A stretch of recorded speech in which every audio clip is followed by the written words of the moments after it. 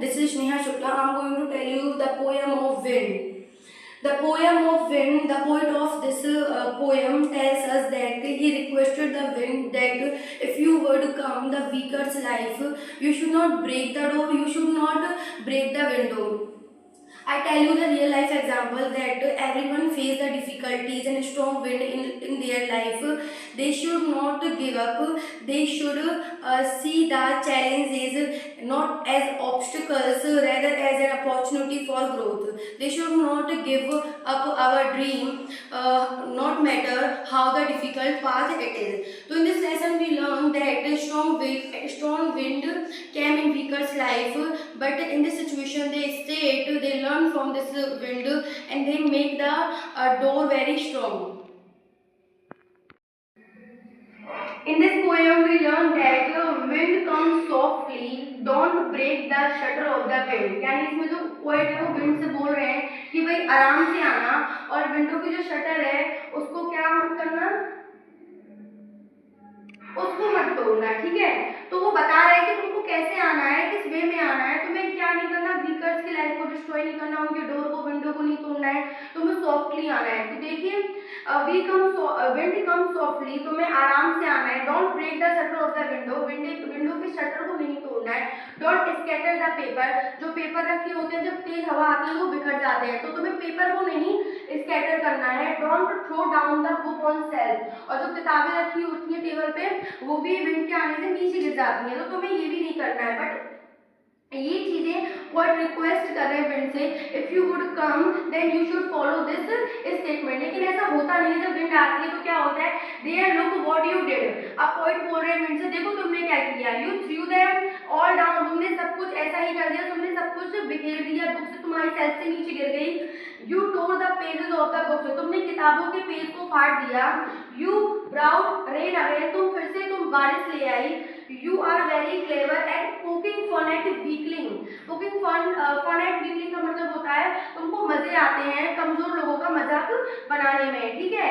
Frail crumbling houses, crumbling doors, crumbling rafters, crumbling wood, crumbling bodies, crumbling lips, crumbling heart. यानी कि तुमने क्या किया, जब तुम आई हो तुमने क्या किया, जो कमजोर घर थे उसे तोड़ दिया, जो छत थी वो टूट गई, जो दरवाजे थे वो टूट गया, लकड़ियां टूट गई।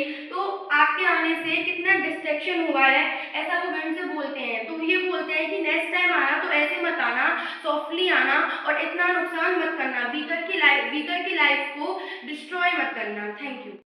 The wind God winnows and crushes them all, यानी इसमें बताया गया है कि जो विंड है, जब वो विंड को भगवान बोला गया है कि जब आप आती हो तो आप क्या करती हो, जो वीकर मतलब जो स्ट्रॉन्ग होते हैं और एक पर्सन होते हैं स्ट्रॉन्ग है और वीक है, तो वीक पर्सन वहाँ पे रुक जाते हैं तेज हवा को देख के या फिर डिफिकल्टीज को देख के। लेकिन जो स्ट्रॉन्ग पर्सन होते हैं वो क्या करते हैं, आगे बढ़ते रहते हैं। तो वो क्या करती है, सेपरेट कर देती है, जो विंड होती है, तेज विंड होती है या जो डिफिकल्टीज होती है सबके लाइफ में, वो सेपरेट कर देती है किसको, स्ट्रॉन्ग पर्सन को और वीक पर्सन को।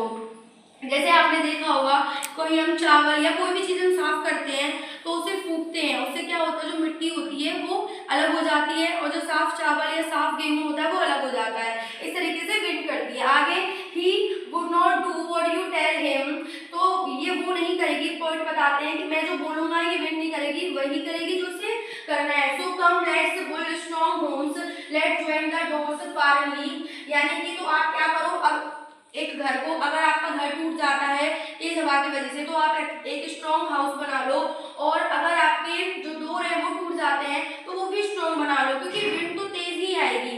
Practice to form the body make the heart, अपनी बॉडी को भी स्ट्रॉन्ग बना लो और अपने हृदय को भी।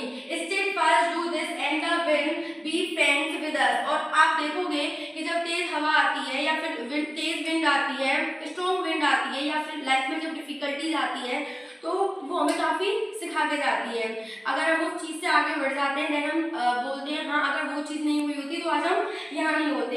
And this lesson the wind blows out weak fires, he makes strong fires roar and flourish, यानी कि आपने देखा होगा जब कहीं आग लगी होती है, फायर लगी होती है, अगर वो कम होती है, तेज हवा आती है तो वो बुझ जाती है।